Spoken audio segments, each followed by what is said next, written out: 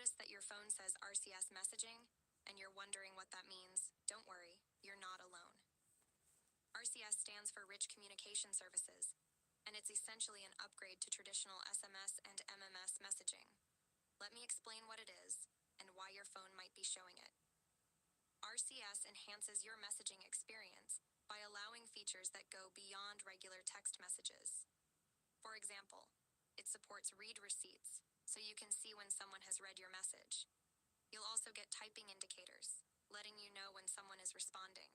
Plus, RCS enables the sharing of larger files, like high-quality photos or videos, which wouldn't be possible with standard SMS or MMS. Unlike SMS, which works only over your mobile network, RCS works over both mobile data and Wi-Fi. This makes it more versatile, especially in areas where you might not have strong cellular service but can still connect to Wi-Fi.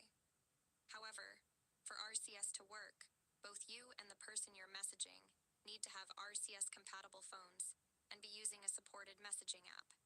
So when your phone shows RCS messaging, it simply means that the service is active and being used instead of standard SMS. You're likely using an app that supports RCS, like Google Messages, which is one of the most common platforms for this feature. If the person on the other end is also using RCS, then you'll get to enjoy all the extra features that come with it. RCS is gradually replacing traditional SMS in many supported messaging apps, giving you a richer, more interactive experience without needing a third-party app. It's a more modern way to communicate, with the added benefit of convenience and better media sharing. Thank you for watching. If this video helped clear things up, please consider subscribing and giving it a thumbs up. It really helps the channel. See you later.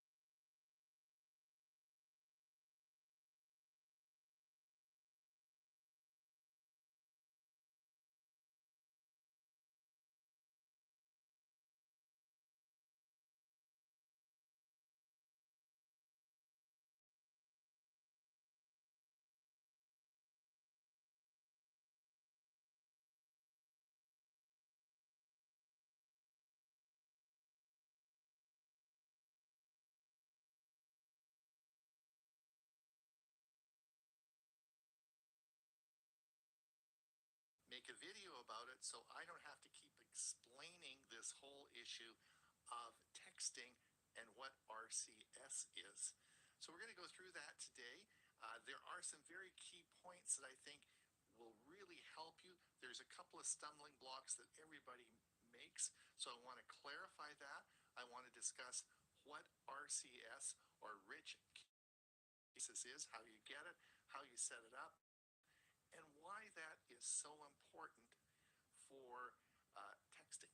And we're going to talk about that today. So thanks so much for coming, and hopefully this will be helpful. I'm Ron Brown with Tech for Senior, where we help seniors understand technology and help them with communication.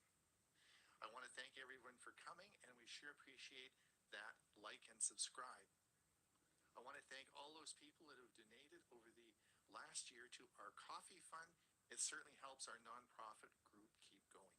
All right, when discussing texting, I always find it easier to go back to the very beginning, when cell phones first were released to the public in 1983. 1983. Let's go way back. Now, if you're a senior, you'll remember this.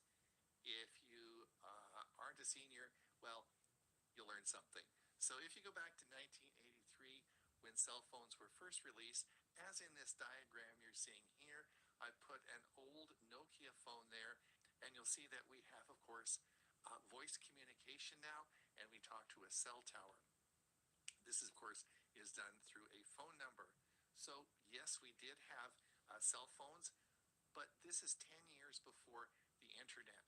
We didn't have email, we didn't have websites, there was no internet or anything like that when cell phones first came out. It was simply you picked the phone up and you didn't have it plugged into a landline, and you were able to make a phone call. This was wireless technology, and quite different than it is today. Now, the other thing that was very different about this was phone calls were expensive. In other words, you got paid, you got charged per phone call. No plans. We didn't have cell phone plans then. They just charged you the number of phone calls you made, multiplied it by how many you did in a month, and sent you a bill. So it was expensive.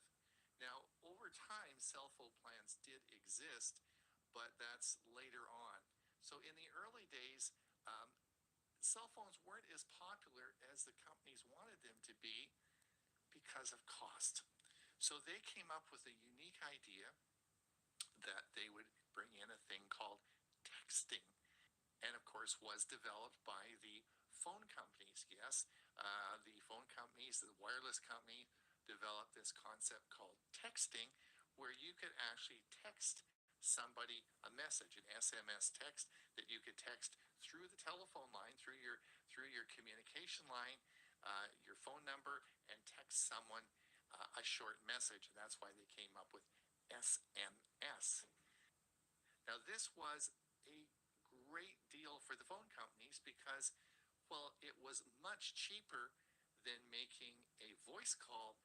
Well, it was much cheaper to the customers than making a voice call. They still charged for it. And the amount of bandwidth used up in the texting was so small, it was a good deal for the phone companies. So they came up with the idea of texting, which really increased the number of people using this new communication type of machine, the cell phone. All right, so the key takeaway point I want you to remember is the fact that there was no internet. We had no WhatsApp or any text messaging. There was no email, no nothing. But the texting was done over your existing voice line. So you remember that. This is an important point.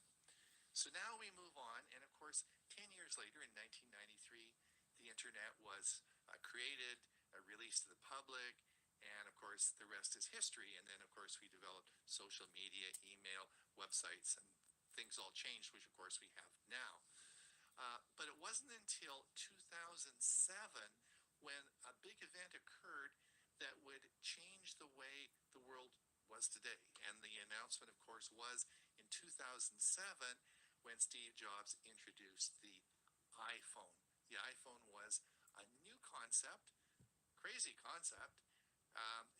Steve Jobs said, we're going to make this a smartphone, and we're going to connect it to the internet. And we're going to charge you, this is going to be an expensive phone, and we're going to charge you $1,000 for this. I thought the man was crazy. Who would spend $1,000 on a phone just to connect it to the internet? Well, boy, was I wrong, eh? So for sure. So the iPhone was quite a bit different type of cell phone. And it changed how cell phones were made and how they were used. So what were the differences in the iPhone? Well, the first thing Steve Jobs said is this phone is going to be able to be connected to Wi-Fi. Now, by this time, we had routers and Wi-Fi and all sorts of stuff like that. So he had a radio receiver and transmitter in there that would connect to Wi-Fi, as you'll see in the diagram here, connect to Wi-Fi either as a public or private Wi-Fi connection. So this was great. That, of course, if you're not connected to Wi-Fi and you're out driving around and you don't have Wi-Fi, he wanted this also to be connected through something new, something the phone cell companies had to create, and this was a data stream. And this was a data stream that was unlike your voice communication.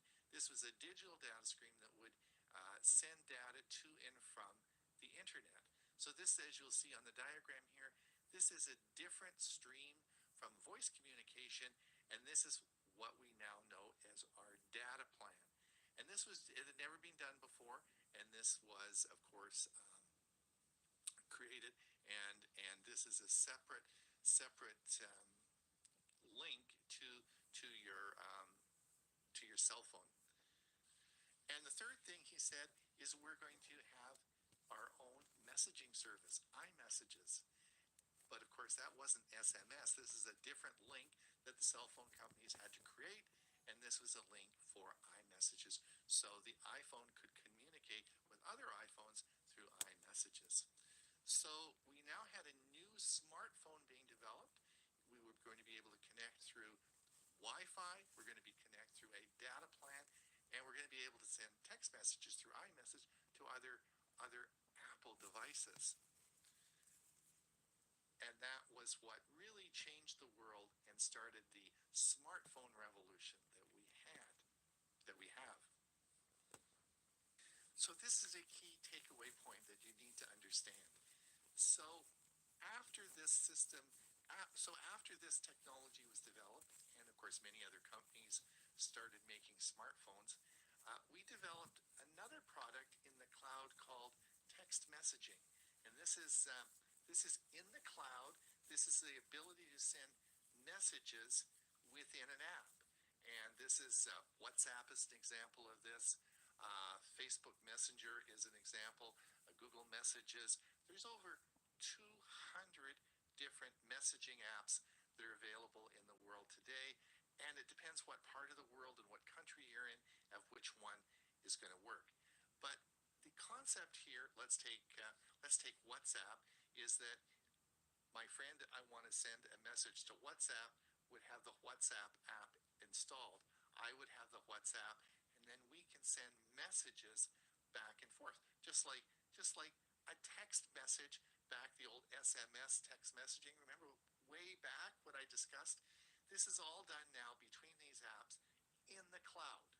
It has nothing to do with your cell phone provider or the old SMS texting or iMessages service that your cell phone companies run. This occurs in the cloud within these apps, and this is called text messaging. Now, why is this important? Why am I making a big deal about this? Well, it isn't. There's good news and bad news.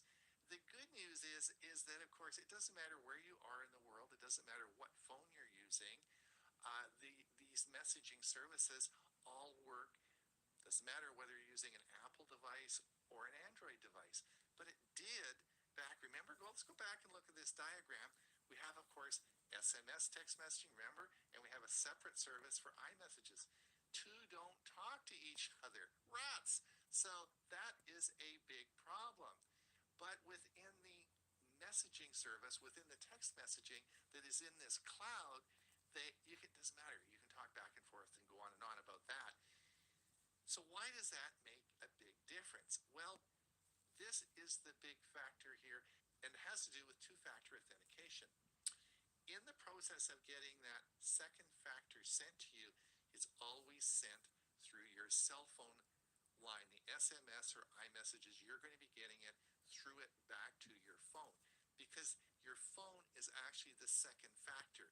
In other words, it is your second factor because you're logged in either through a password or your facial ID or thumbprint, whatever it is your second factor. So it's not going to be sent over text messaging. So all that stuff you're doing with text messaging has nothing to do with two-factor authentication. So in our current new security standards, which we're encouraging everybody to use, two-factor authentication will not work with text messaging. All right, now the second takeaway, which is very interesting, is your phone number. This is exactly why when you travel, And this, so when you're traveling to different parts of the world, in different countries, we used to always teach just buy a local SIM card, pop a local SIM card in, and you'll be good to go. And you can use one of the local plans of the country. With your text messaging, it's no problem because you're going to be able to text message back and forth because it's not related to a phone number. But your two-factor authentication is. So if you go and you switch out that SIM card and you put a different SIM card in there with a different phone number, you will not be able to get your text messaging coming back to your phone to give you that second factor to get into your bank account or whatever when you're traveling. So you need to know that and be very careful with that because it's a you don't want to be heading off to Australia. You go to the bank in Australia and you can't get your second factor and you can't get your money. So be careful with that. That's a really big issue. You must know the difference between SMS texting messaging and what text messaging is in the cloud. So those are two different things based on two different technologies, okay? And finally, they got their act together over the last 2 or 3 years. And last year in 2003, Apple announced that they would participate in RCS services, and that should be implemented by most carriers. Now, I want to talk a little bit about what RCS is. Now, if you look at this diagram, we're going to go over specifically the different technologies RCS uses. RCS uses a combination of your data plan and Wi-Fi. It's not going back over the old SMS system. It's a much bigger, it's more secure, and there's a number of new